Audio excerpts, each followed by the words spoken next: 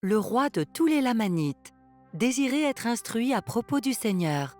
Les Lamanites ont un roi qui règne sur tous les autres rois. C'est le père du roi Lamoni. Il croit que les Néphites sont ses ennemis. Un jour, il voit Lamoni avec Amon. Le roi demande à Lamoni ce qu'il fait avec un Néphite. Lamoni dit au roi qu'ils vont libérer les frères d'Amon qui sont en prison. Le roi est en colère. Il croit que les Néphites mentent pour essayer de voler aux Lamanites. Il dit à Lamoni de tuer Amon et de venir avec lui. Lamoni refuse de tuer Amon. Il dit au roi qu'Amon et ses frères sont des prophètes de Dieu.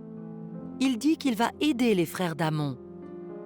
Le roi dégaine son épée pour blesser Lamoni, mais Amon l'en empêche. Le roi attaque alors Amon. Amon se défend. Il blesse le roi au bras pour qu'il ne puisse plus se battre. La force d'Amon effraie le roi. Il promet de donner à Amon la moitié de son royaume s'il lui laisse la vie sauve. Amon ne veut pas le royaume. À la place, il demande au roi de libérer ses frères qui sont en prison. Il demande aussi au roi de ne plus être en colère contre Lamoni. Amon dit au roi qu'il doit laisser Lamoni gouverner de la manière qu'il juge la meilleure. Le roi est surpris de l'amour d'Amon pour Lamoni. Il accepte de faire tout ce qu'Amon demande. Le roi veut en savoir plus sur ce que lui ont dit Amon et Lamoni à propos de Dieu. Il demande à Amon de venir avec ses frères pour l'instruire. Amon et Lamoni vont au pays de Midonie. Les frères d'Amon y sont emprisonnés. Ils ont été liés avec des cordes et n'ont ni nourriture, ni eau.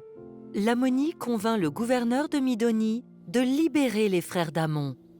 Une fois libérés, les frères d'Amon se rendent chez le père de Lamoni. Ils s'inclinent devant le roi et demandent à être ses serviteurs. Le roi refuse. Il veut plutôt qu'il lui enseigne l'Évangile. L'un des frères s'appelle Aaron. Il lit les Écritures au roi et lui parle de Dieu et de Jésus-Christ. Le roi croit aux paroles d'Aaron. Il dit qu'il donnerait tout son royaume pour connaître Dieu. Il demande à Aaron ce qu'il doit faire. Aaron dit au roi de se repentir et de prier Dieu avec foi.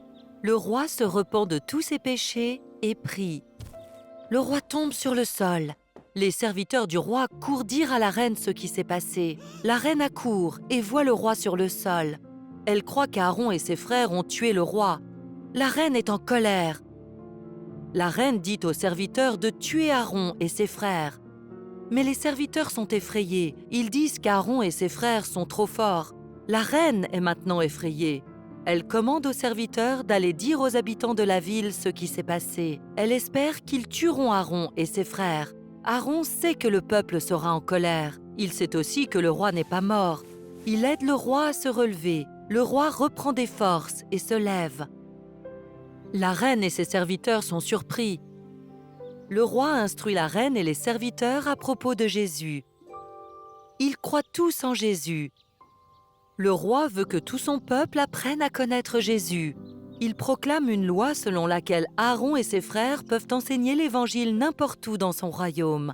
Ils instruisent le peuple et consacrent des prêtres et des instructeurs dans tout le pays.